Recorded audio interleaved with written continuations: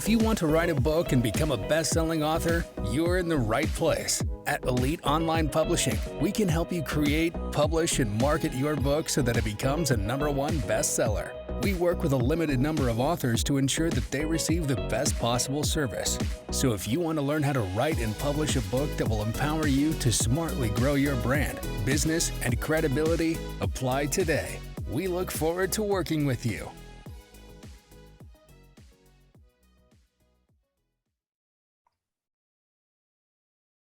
Hey everyone, it's Melanie Johnson. All right, we have a super treat here. One of my favorite people of all time, Ed Rush, Marine Corps F1. He's a fighter pilot with an FA-18 pilot.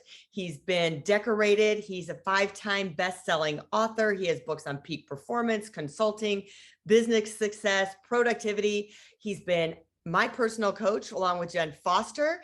He is going to talk about speaking and making money with your products and books to 7-figure level. He does it better than anybody else I know. Thanks, Ed, for coming. Melanie, it's awesome to be here. I've been super excited about our interview. We've had this scheduled forever. And you know, it's interesting. We've worked together for a long time. And not only have I helped you in your business, but you've helped me in mine. So isn't it amazing the way that it works in this amazing business world that we live in? But it's interesting because the first time we met was at an event where I was speaking. And it just goes to show that when you're up on stage, whether you love speaking or whether the last time you spoke was in Mrs. Potter's 3rd grade English class, I believe speaking is pound for pound, hour for hour, one of the most effective ways to connect with an audience, share a message, certainly grow your income, sell more books. And I'm just thrilled to talk about that and publishing. And you've got a great list of guests, amazing. So I'm just an honor to be here with you. So thanks for inviting me. Now, tell us a little bit, just so people know your background. I mean, we know you're a decorated person in the Marines, and you've written all these books, but tell us how you kind of got into speaking and help people with getting on stages. Yeah, I mean, the first thing you should know about me is that I failed kindergarten. That's actually a really important point. My daughter recently graduated from kindergarten. I don't know if you know, they do an actual graduation ceremony for 6-year-olds in kindergarten. I thought when they told me I could go to my daughter's kindergarten graduation, I thought that they were going to laugh afterwards and be like, just kidding. But no, they do it. They have caps and gowns, and that song, you know, Pomp and Circumstance, da, na, na, the sound, the violin sound that sounds like accomplishment, you know. And there I am sitting watching my daughter graduate from kindergarten. And I'm thinking to myself, how dumb do you have to be to fail this grade? And so I started out life maybe with a couple of sandwiches short of a picnic, but I was able to graduate from kindergarten, made my way all the way through college into the Marine Corps, ended up flying F-18s, ended up graduating from Top Gun, becoming an instructor in the Marine Corps, and all based on a principle of success that I just consider following the experts. I look at people who are successful, and I choose to pattern my life after what they do and how they think and how they talk. And I look at people who are unsuccessful and choose to do the opposite. And you know, one of the things in our culture, we have this idea that the majority is always right. And really, when you look at it, more times than not, the majority is always wrong, right? Most people have bad relationships and bad money skills and, you know, like bad communication skills, and they're out of shape. And I just would like to do the opposite. And so as we talk about speaking and publishing, the first thing I want you to know is, like, I'm a regular guy, kind of came up through the trenches, still deal with the same struggles and frustrations that most entrepreneurs deal with on a daily basis. But at the same time, I've been blessed to accomplish some pretty awesome things. And a lot of it has to do with the power of the spoken word. I will tell you that I wasn't planning on being a speaker. I got out of the Marine Corps. I was going to go fly for UPS. I ended up creating an online course that became fairly successful. The next thing you know, I'm up on stage in front of these entrepreneurs who I was never planning on speaking in front of, but because I was successful online, building several online businesses actually at the time that were nice 6-figure businesses, I was asked to go speak at these events and sit up on stage and, you know, be on panels and answer people's questions. And honestly, I had no idea what I was doing. I look back on that. It's so funny because I thought I was pretty good, you know, but I look back, I found a recent video. I don't know if you ever did this before, like where you watch a video of you from like 10 years ago. I watched a video of me on stage. I think it was back in 2007. Melanie, I was embarrassed today for myself then. You ever have that experience where you're like embarrassed for yourself? Oh my goodness. But you know what's crazy? Within a year of speaking, I was on a stage and the host said, hey, could you maybe offer an opportunity for the people who are in the audience to do some coaching with you? And I said, well, what should that look like? He said, just make it like $5,000. So I created this program with him. It was a $5,000 program and a $10,000 program. And by the end of the day, I was standing up there speaking for about an hour. By the end of the day, we had over $177,000 in sales. Okay. Now keep in mind, this is back when I had like one jacket and two ties. Okay.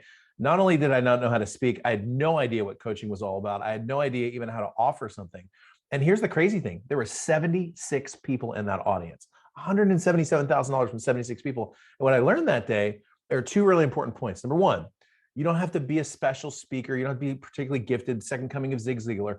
You just need to be you, the authentic you. In other words, just come as you are and speak to people like they're people. You know what I mean? You don't need to make your hands look like this and be particularly powerful presentation style. Just be you. And the second thing is if you have a true value proposition, if you have something that can potentially change their life or their business, people will give you money for that. And that event changed my life. It really did. It opened up the door to millions, tens of millions of dollars that I've made from the stage. And here we are now just talking about what fun it is.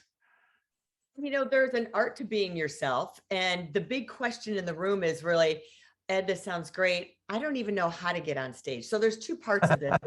How to get on stage. And then what do I say when I get there? How do I really craft my story and my speech? Let's start with, is there one that comes first? It's kind of like the cart before the horse. Yeah, let's just talk about the speech real quick. When I teach my students, and I have a course on speaking that's very comprehensive, but when I teach my students how to speak, the first thing I do is I say, look, if I sat down with you over a glass of wine or a beer or dinner, and I started asking you questions about the topic that you're an expert or an authority at, or a topic that you just like to talk about, we would get through appetizers and the main course and dessert and into the coffee segment and the dessert wine, and you would still be able to talk about it. So it's not like there's not content there. It does potentially need to be formatted in a certain way. Right. But if you combine what you know with the ability to communicate some stories, which are very important from the stage, with potentially the ability to make an audience laugh or at least feel good about themselves, you can move almost anyone, even if you're not a trained and professional speaker. So the first thing is, a lot of people get very nervous about speaking. And I will tell you, I haven't had stage fright for 8 years, never walk up to on a stage anymore and even think about it. But a lot of the reason why is because I spend almost all of my time thinking about the audience and not myself. And that's really a key to not being nervous as a speaker. The reason people get nervous as speakers is because they're thinking about, I hope they like me. And they're like thinking about themselves. And I spend my time thinking about the audience. When I do that, I come from a place of authenticity, really speak from the heart. And when you choreograph a talk really well, you can really move people to action. So that's the first thing. The second thing I'll tell you is that getting speaking deals is easier now than it ever was. You could walk, I live in San Diego, so you could walk from here in San Diego to Boston on top of people who need speakers to come in and speak to their event. Go to Google right now, type in call for speakers. You will see millions of organizations and associations that are looking for experts to come in and speak on their topic. Now, they may not be paid events or paid speeches, but with my students, I always recommend it first. Go find local groups, go find national groups that are looking for expertise. And if they don't pay you, that's fine. Use it as an opportunity to get some experience and to learn to connect better with your audience. And I'll tell you, that talk that I told you about, the one in front of 76 people that I made $177,000, I wasn't getting paid for that. I just got asked by a friend to come speak to his group. And next thing you know, I'm walking out with what ended up being half of 177 because I split that with the person I was working with. But still, it was a really good deal. And I wasn't getting paid at all. And so there's multiple different ways to get paid as a speaker. Sometimes you can just bring in a book. One of the lucrative ways to get paid as a speaker, and I know, Melanie, you and Jen work deeply with entrepreneurs on helping them put their message into a format like a book or some sort of media that they can get their message out. One of the best ways to get paid as a speaker is just to have the group buy some books of yours. So for example, this book sells on Amazon for $15. When people hire me to speak, usually I give them copies for $7. I think I pay like $2, $3 for each of those. So I make $4 a copy. So if they buy 1,000 from me, I just made $4,000 in book sales, and everyone gets a copy of my book, which is amazing. So there's a lot of opportunities to speak, far more opportunities, frankly, than they have speakers for. The local Rotary Club, the local Lions Club, the local Chamber of Commerce, Junior Chamber of Commerce. There's marketing groups across Meetup that are always looking for experts who can come in and speak. And even if you're not an expert, sometimes they just want to hear your story. So the fastest way to get started speaking is to go speak. And then I said, as I started answering this question, it's even easier now. Well, the reason it's easier now is because we're the platform that we're talking on. The idea of presenting a presentation on Zoom 3 years ago, people would have laughed, and I don't want to fly into Detroit. I just want to do it on, wait, you want to do it on Zoom? Now that's almost like the norm. I did a talk last year for over almost 3,000 financial advisors. almost 3,000 financial. It was all on Zoom. They had multiple Zoom rooms. I gave them the opportunity to buy my books and to buy them for their clients. And people were buying books, stacks of 10 to 100 books at a time. Okay. So like I wasn't getting paid, but man, I made a lot of money offering books to people. And then they started handing my book out to their clients. You want to talk about the power of multiplication. It's one of the reasons why I love speaking. And I think I'll wrap this question up by saying, the other thing you should remember about speaking is when we say speaking, most of the time you think, okay, that person up on stage. But speaking includes, in my opinion, anywhere you're using the spoken word to move someone to action. That could be on a stage, could be on Zoom, could be on a teleseminar, could be on a webinar. It could be on a podcast interview. It could be on a media interview and more. So expand your idea of speaking to include all the different ways that you communicate to get someone to take action, and it will really help you. You're really the master of story too. I mean, the way you tell a story and bring a person in, and that's part of having a great speech. And you really have kind of a formula for this when you're on stage of what you should be doing. Give us some ideas of what those are, because I love the way that you do it. So I guess if we're going to go to story, what I'll do is I'll take you back to the cockpit of the F-18 real quick. There was a time when I failed kindergarten, and then there was a time when I was a really good pilot. And this story is set in the time when I was a really good pilot. To put it in context, this story happens when I was the #1 instructor in the Marine Corps for 1-against-1 dogfighting. That's 2 airplanes fighting against each other. And I was flying that day against a very young student. If you've ever been a very experienced person flying against someone young, or a very experienced person with anyone young, you know the feeling you get where you're like, I'm going to show this guy a thing or two about how things go. And so we did our dogfight that day. In an F-18, usually that means separating 2 airplanes to about 3 or 4 miles and then turning in as fast as you can. Full afterburner. We pass each other at about 1,000 miles worth of closure. Think of Top Gun. In this particular engagement, both airplanes, I pull directly into the vertical. My young student pulls directly into the vertical. That in an F-18 is about 7 to 8 Gs. That's 7 to 8 times your body weight. So if you weigh about 200 pounds, which I did at the time, that's about 1,600 pounds of force being pushed down on your body as you're trying to lift your head, literally struggling as hard as you can to lift your head to look at the other airplane. And sure enough, we both come up over the top, pass each other now at about 500 miles worth of closure. My young student, who's represented by my left hand, turns into a left-hand turn. And at this point, I've got a decision as an instructor. I can go right, I can go left, or I can go up. Now, right and left is a very low risk maneuver that continues a neutral dogfighting engagement. Going up, however, is a very advanced maneuver that I had done plenty of times, come to think of it. But if I was able to execute this maneuver properly, it would have won the dogfight hands down. And the reason why is because as my young student's turning, he's slowing down and bleeding energy. And if I start to go nose high, what I do is create altitude where I can use gravity to point down at him, but he can't use gravity. He has to fight against gravity to pull up. Yeah. And so what I'm envisioning in my mind is I'm going to turn over. I'm going to point my airplane at him. I'm going to roll back over, shoot an AIM-9 missile. We shoot simulated missiles in training because it would be bad for morale if we shot real missiles. Let's just put it that way. So I was shooting a simulated missile, and then I was going to come down for a gunshot. And we have a video recorder in our cockpit that shows the bullets, the simulated bullets shooting out. And so we can look at the debrief, and I could show him how great of a pilot I am. Well, if I had pulled this move off, it would have won immediately. But as you can imagine, to see where this story is going, I'm not going to be able to do it. As a matter of fact, what happens is I'm imagining all those things in my head is as my airplane essentially points directly nose high, I run out of airspeed and ideas at exactly the same time. Now, the F-18 is a very complicated flight control system, very expensive and sophisticated, but I can tell you that when there's no air coming across the wings, you're no longer flying, you're falling. And what happened in the airplane that day almost knocked me out. The airplane skidded back on its tail, then flopped, and then went into a severe out of control flight mode, kind of throwing me around the cockpit. And it was in this moment that I had a decision to make. Now, I had a series of instructors, but I had one instructor who was my main instructor. And I remember my instructor telling me, look, if you ever get out of control in an airplane, you probably won't, he said, but you ever get out of control, one of the first things you want to do is you just want to let go. You just want to let go of the stick and let the airplane recover. And the reason he said that is because a long time ago, an engineer decided to code into the software of the airplane the perfect out of control maneuver. To put it into context, if I'm out of control and I'm moving to the left, my job as a pilot is to push full right rudder with my foot to move the stick all the way to the left and all the way forward. And the moment that breaks, literally within a millisecond to pull everything back to neutral. And it's a very complicated thing to do for a pilot. Most pilots get it wrong, especially when they're about to get knocked out. And so about 25 years ago, some engineer got the really bright idea of deciding, hey, why don't we just put it into the software? So if the airplane's out of control and the pilot lets go, it tells the software to execute that maneuver without the pilot's hands on the controls. Now, you know how hard it is to let go of an airplane when you're about to die? I mean, I'm moving 20,000 feet per minute down towards the Pacific Ocean. And as you can imagine, floating in the Pacific Ocean wasn't the way I was planning on spending my afternoon that day.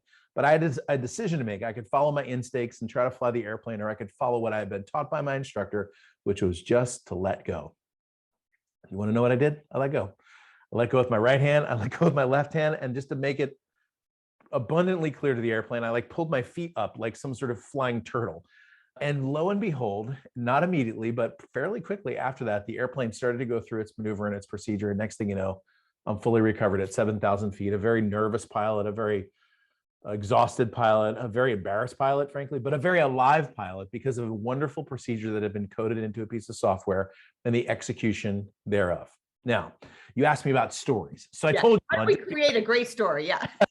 Because I thought that would be fun. But my point of telling that story is really simple. At the end of that story, and I've told that story in 100 different ways, 1,000 different times. At the end of that story, as a communicator, there's a lot of different ways I can go. I can talk about the importance of letting go. I can talk about the importance of trusting your instruments or your software or your training, or the importance of great instruction, or the importance of implementation. There are a lot of roads that I can go down depending on the audience that I'm communicating with, but I can tell you, this is crazy.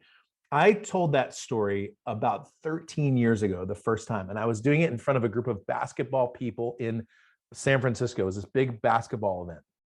And 10 years after that, this guy walked up to me, his name was Dave, and he said, "Ed Rush, oh man, what's up, dude? You're amazing." And he grabbed the person next to him and he said, "This guy told this story about his airplane. It was totally out of control." And he told the story almost exactly the way that I told the story 10 years before.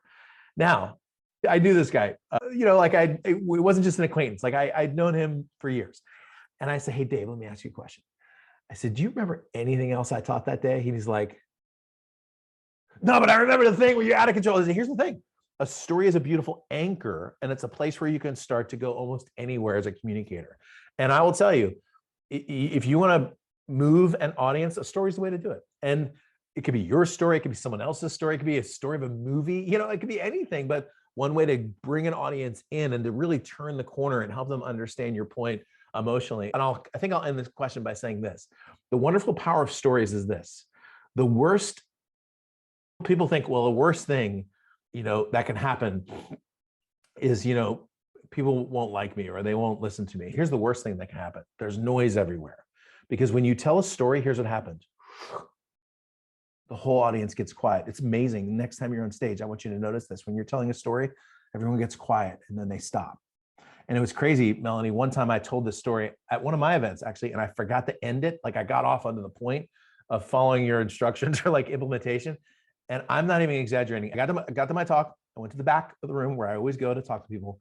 And the first person came up to me and said, "Did you die?" That's the question they asked me. Did you die? They were so enveloped in my story that they didn't even put wait, is he alive? And they wanted to know how it ended. So I literally grabbed the microphone, ran back up stage. I'm like, I got to finish the story. Hold on a second. So anyway, the power of stories is just incredible. And as a business owner, the reason stories are so effective is because they connect emotionally with your audience. And if you want them to take action, buy your product, subscribe, opt in, do coaching with you, or just write a book or something like that, the story sometimes is what moves the person, not the reason behind it, not the intellectual processing. Sometimes it's the story that moves people to action. So it can be very effective and fun, frankly, too. Yeah, they get to know you better. And I love the point that you said, it's really the anchor that you think about the story of where you want it to go afterwards. Like you say, is it going to lead them to want to do something with you, or all the different points that you gave as an example? Is it that they know they have to let go, or what do they have to do? What's the action they're going to do that illustrates that? That's really great. And then let's move into, so we know we got to tell a story. We know we have to have a reason for the story. Then the other thing is, if I don't get paid for this gig, or sometimes you do get paid for the gig, you've got a lot of different options. I remember, because we went through your process of how do I make money? How do I structure my offer? How do I sell all those books, hundreds of books to people? Walk us through some options of that. Great. This is such a good question. Thank you. And yeah, I mean, you're a student of my Top Gun speaking course. This is really where I teach a lot of this stuff. What I teach there is what I just taught you, which is how to build the perfect talk, but then also how to make money doing it, which, like if you're going to be a professional speaker, you might as well get paid for it, frankly. So as you're listening or watching, grab a pen, write this stuff down. There's 4 ways to make money as a speaker. Now, when people think about making money as a speaker, usually they think about one of the ways. And I'm going to give you all 4 so that you can see the lay of the land, and then you can choose sometimes to mix and match, or you can find different speaking opportunities that might afford you revenue opportunities on the back end. Okay, so the first way to make money as a speaker is by getting paid for the speech. That's getting paid a check, or like I got paid Bitcoin once. It's getting paid so that you can communicate directly to the audience. And typically those are called keynote speeches. In the speaking world, those are typically called keynote. Now, they may be part of an event or in a breakout session, and you might get paid $500 or $2,500 or $4,500 or $7,500 or $12,000. The range at which I typically go and do my keynote fee speeches now are usually in about the $7,500 to maybe $12,500 range. And that can go up or down based on demand, but that's kind of where I'm at. And when I teach young students or new students to speak, whether they're young or not young, I usually start them out at about a minimum of $2,500. The reason I minimum it out is there is a number at which below the person doesn't even think you're credible, frankly. So you want to have a real fee, and $2,500, $5,000 means, shoot, there's high schools that pay $2,500 for you to come in and give a talk. So that's the first kind of speaking. Usually you're talking directly to a meeting planner. Usually you're talking about their budget, working through what they're going to pay you and when. So the first type is getting paid a check. The second type of speaking is where you give your speech, and you're usually not getting paid for this kind of talk, but at the end of the talk, you're offering maybe a product, maybe a membership site, or maybe some sort of online training. Okay. And I will tell you that this is an unbelievably lucrative way to speak. I've done keynote speeches for $7,500 to $12,500, and I've gone in and offered products and sold $75,000 or $90,000 or $110,000 worth of product that a lot of times you split with the person who invited you in. But one way or another, walking out of a speech with $55,000 in revenue is pretty nice, especially when you didn't even get paid to come in there. Okay. So when you're building those sort of speeches, incidentally, the speech itself is very similar to the one that you were going to give when you got paid a check. It's just the end is different. Normally at the end, there's an opportunity for you to talk about your product. And my rule on this is really simple. At that point in the talk, I should have really earned the right to talk about the product. In other words, my talk should have been so valuable to them that they were like, hey, if Ed has anything else, I'm signing up immediately because I really want to work with them. And that's how we originally met, I think, if I'm correct. Now, that's the second one. So the first one is keynote or getting paid checks. The second one is offering products at the end. The third one, okay, and I want to say this is the single most lucrative way of speaking in my business ever. And when I say lucrative, it's like 8 figures lucrative, $10 million plus in revenue that I've been able to accrue over the last maybe 10 years from this kind of speaking. And this is speaking where the offer at the end is for them to work with you in a coaching or consulting or advisory context. Okay. So if you're going to sell a product, you might sell for $500, $1,000, $2,000. A lot of times if you're selling coaching or consulting, you're selling it for $15,000, $20,000, $25,000. I know Melanie, you and Jen help people write, launch books, grow their brand. That's 5-figure stuff, sometimes 6-figure stuff, because of the value that you're bringing to them. And the cool thing about this third kind of speaking where you're generating new clients is a lot of times you're not even doing a close at the end. Like you're not handing out forms or anything like that. You're simply speaking in such a way that people go, wow, it sounds like Ed's got some sort of way to work with him. And then they come up to you afterwards, you exchange contact information, and next thing you know, you have a deal or a sale. And I've done events, a lot of times they're my own events, frankly. I've done events where I was able to generate $330,000 in a single event from a coaching or consulting offer. I had an event where I was able to generate $425,000 from a single event, actually from a single hour at that event offering coaching and consulting. So it's just unbelievably lucrative what you can do on that side. And the great thing is, if you're speaking, for example, in the service industry, so I used to speak to bar associations all the time. Well, there's bar associations, there's lawyers there. And look, you can't go into a bar association and be like, here, buy my book, buy my product. They will throw you out, right? They'll shoot you in the forehead as quickly as you can. But you know what you can do? You can say, hey, look, if anyone's interested in maybe talking to me afterwards about about how we can help you in your business, I'd be happy to have that conversation. Just hand me your business card. We'll follow up this week. That alone used to be worth, that one line that I just gave you right there, used to be worth $15,000 to $30,000 in any bar association talk that I ever gave. And we built a 7-figure business in 1 year from scratch using nothing more than those talks. So that idea of speaking, like if you go in, for example, to the Chamber of Commerce or to the local Rotary or the local marketing group, they're probably not going to want you to sell something at the end just because they want their talks to be what they call 100% educational. But if you speak in such a way that gets people to want to work with you, you can make tens of thousands of dollars in the back end from a free talk. Okay, the last way, so you got keynote or checks, number 2, products, number 3, coaching, consulting, advising, and the last way is to sell books. And my favorite way to sell books is to offer it ahead of time to the meeting planner so that they can buy them in bulk and give them out to everyone, right? So usually what I'll do is just say, how many people do you have? They have 300 people. I'll discount the books down to $7 a pop. I'll send them to you ahead of time. You can give them out as gifts to everyone who's there. And that way I don't have to sell my book from the stage and then make change in the back or anything like that. Everybody's got a copy of the book and everyone feels really good. And I came away with some money, even though there wasn't a keynote fee attached to that. So there's my 4 right there. Now, the last thing I'll say is this: the Zoom thing totally changed everything and opened up a complete other window. Now you've got the opportunity to like wake up in the morning like I did. I walked around, Melanie, in like my jammies for the last 2 hours. We got on and we've known each other for a while. So we got on and caught up and said hello. And I'm like, oh, this is on video. Hold on. You remember, I'm like, I wasn't in my jammies, but like I wasn't all dressed up. And then came back and then, we're going to wrap up this interview in a few minutes and be back in my jammies again. You know what I mean? But probably not. But my point is this Zoom thing is giving you the opportunity to like wake up, have breakfast, give a presentation, a 5-figure presentation, and like be home for lunch, So this is a crazy, fun world. I have a friend of mine who's a consultant for big tech consultant, and he does a lot of deals with big companies like Cisco. And he was traveling and doing $10,000 a day trainings for this company, sales trainings. And so he would go in, meet with all the salespeople, charge them $10,000 a day, and then he would do several of those in one trip and then come home with like $40,000. So when COVID hit, he's like, well, I'll keep doing it, but I'll do it on Zoom and I'll only charge you $2,500. He did the first one at $2,500. He's like, I'm going to charge $10K again. So now he wakes up in the morning, does the training, gets $10,000, and he's home at night. We're like, what a great world we live in, So anyway, the speaking world has just exploded in that way. It's a lot of fun. All right, I'm going to bring up something that you taught us that I remember. It was regarding number 3 that you just taught us.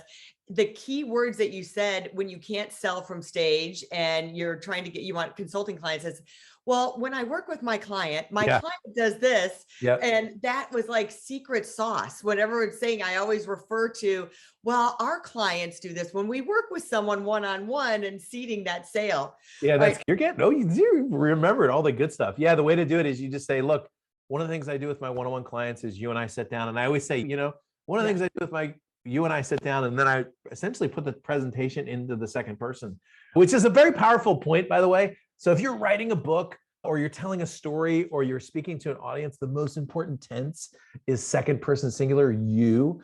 Most speakers mess this up. They're like, you can tell stories. That's fine if you want to talk about yourself. But then what often they'll do is they'll do like, I have this fitness guy, right? Who's like, I have this whole strength and conditioning set over here, right? So I'm like working out and he's like, now, Ed, what we want to do at the bar is I'm like, who's we? It's me, right? Isn't it me that's got the bar? You don't have a bar. What do we? But you see a lot of speakers who are like, what we want to do is when we communicate, we want to, and I don't like using that first person sort of like plural. It's too broad. I like speaking to an individual. And even when I'm on stage, I'm using you. And when I'm using you on stage, I'm using you singular. I'm talking to one person. And it's amazing. You will get people who walk up to you after the talk and they will say, Ed, I felt like you were talking directly to me. And I look at them and I go, that's because I was talking directly to you. And, I was talking directly to them and directly to them and directly to them. But the idea is they should feel like this is an individual experience we're having. This isn't me at an event with a lot of people. This is Ed and I having a conversation about my life and about my vision, about my future. And that's the way they should feel. And they feel that way when you communicate that way. So yeah, there's one of my little back behind the scenes speaker tips is use you. It's uncomfortable at first, by the way. People feel like, oh, I don't want to be like, people feel like I'm like too big for my britches. They want you to tell them what to do. They want you to direct them. Here's what you need to do.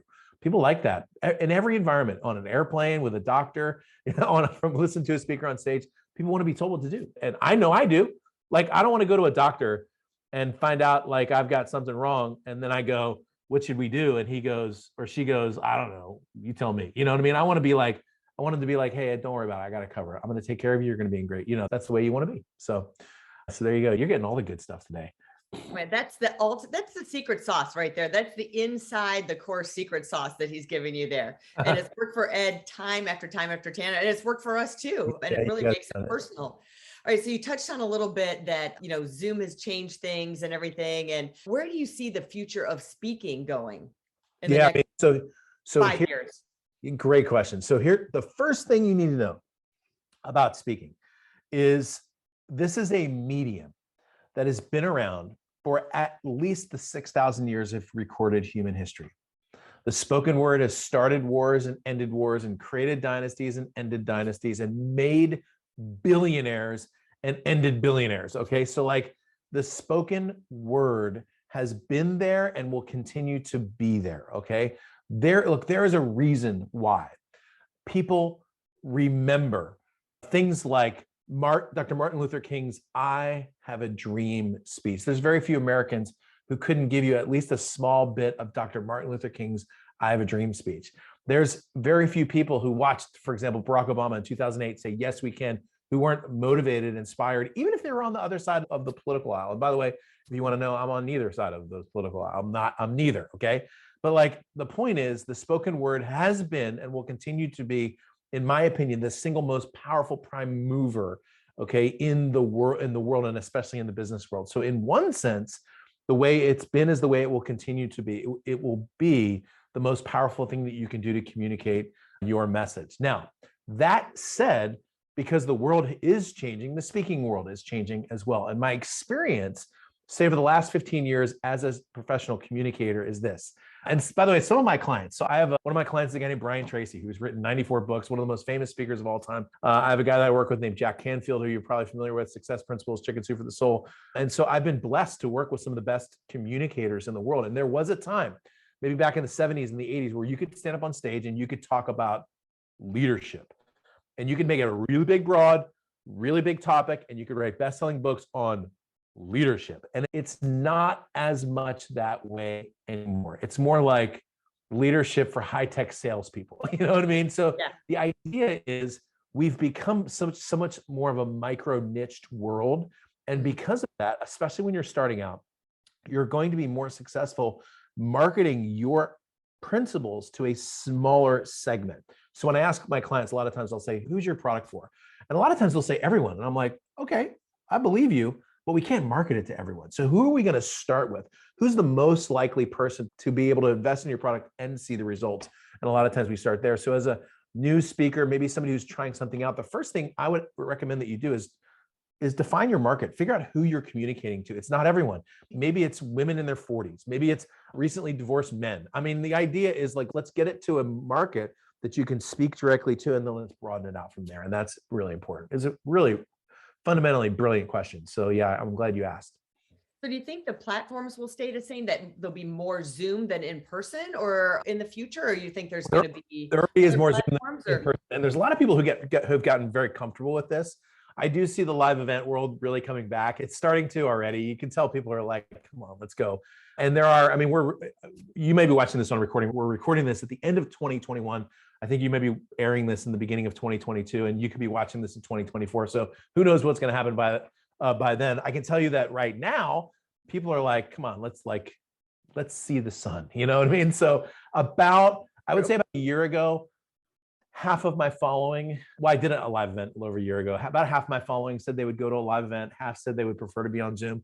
That's probably closer to about 60, 40, maybe 30, 65, 35 people that are kind of ready to get on with it.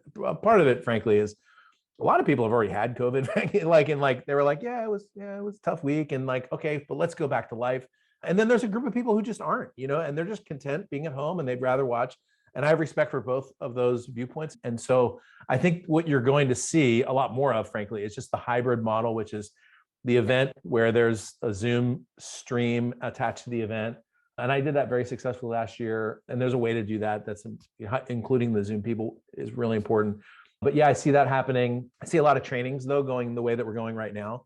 Lots more of the inside business meetings are happening on Zoom, as you know, like a lot of those team meetings, which I think is very significantly decreased productivity. And we'll see a swing back into the actual office space here at some point as well. So yeah, I have a lot of predictions for the next few years, but those are just some of them. Yeah, that's good. Yeah, I think there's something to be said for having that energy and synergy of the crowd and the excitement, because on Zoom, you don't get that as much. It's really convenient. All right. So what do you think about the future of the publishing business? Where do you see that going? Man, it's crazy, right? You and I have been in this industry for quite some time. I mean, you've been helping people publish books now for, I don't know, what, 7 or 10 years or something, Yeah, like a while. 7 years. And I have too. I mean, you've been to some of my events before where we like got 70 people published in one weekend.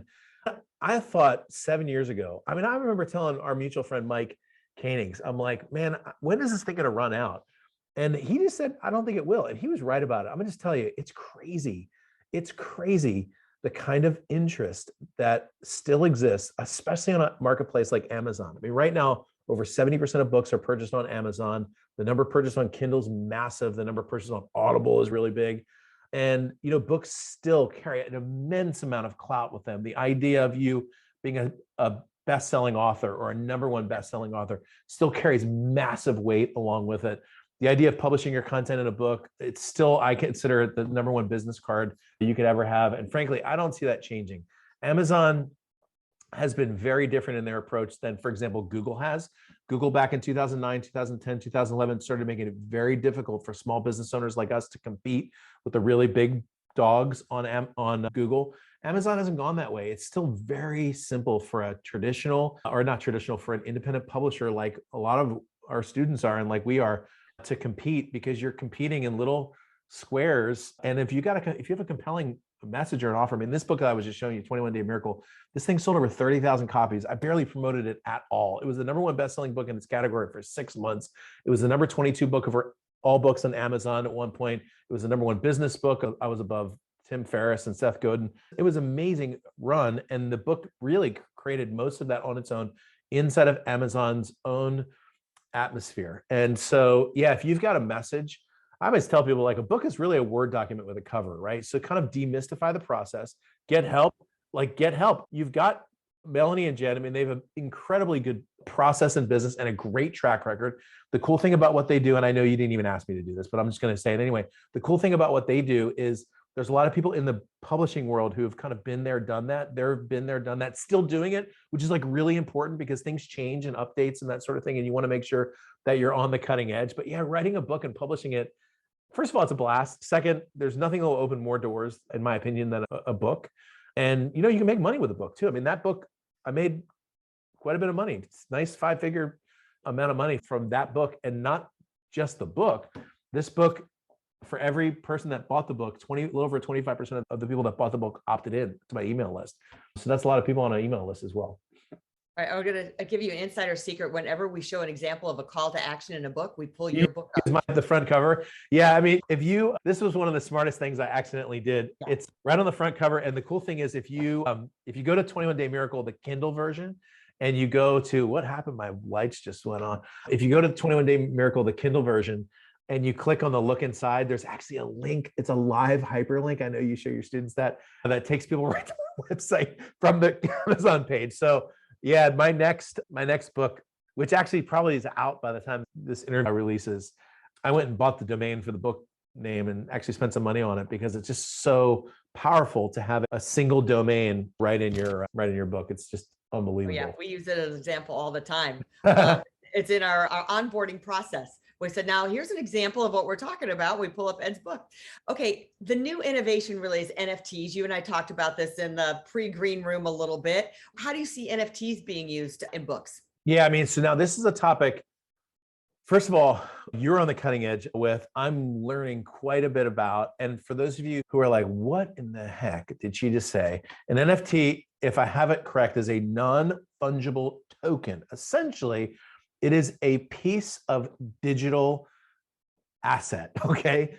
And the interesting thing, not only are NFTs interesting, but what I find even more interesting are the railroad tracks on which all of these things are built, which essentially are the digital currency tracks, which essentially are just high speed, super powerful, and abundantly transparent computing networks. Okay.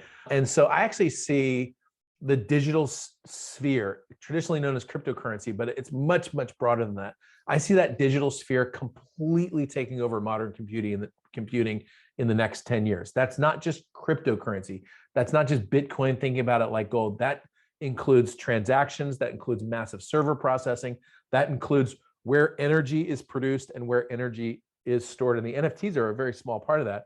But I actually see authors currently, by the way, I see authors currently using NFTs as, for example, a way to build value into maybe a book launch, right? So maybe you would combine an NFT with the first 100 people that buy your book. And when they buy that book, they also get a mastermind with you, and they get a several coaching calls with a group, and they get to maybe later on, they could even sell their NFT for greater access to you or to the group or something like that, and something that builds value. And it's just a completely different way to create a value transaction. Now, going back to the point, an NFT is worthless unless there is a value transaction, unless someone sees value in what you have, which is the reason why you got to write a great book and publish a great book and share your message. But yeah, that whole world is completely opening up. And traditionally, I've been like a middle adopter on stuff, but on this side of things, on the crypto space, on the NFT space, on decentralized finance, I'm more on the front end, because I just think it's going to completely change the way we do everything.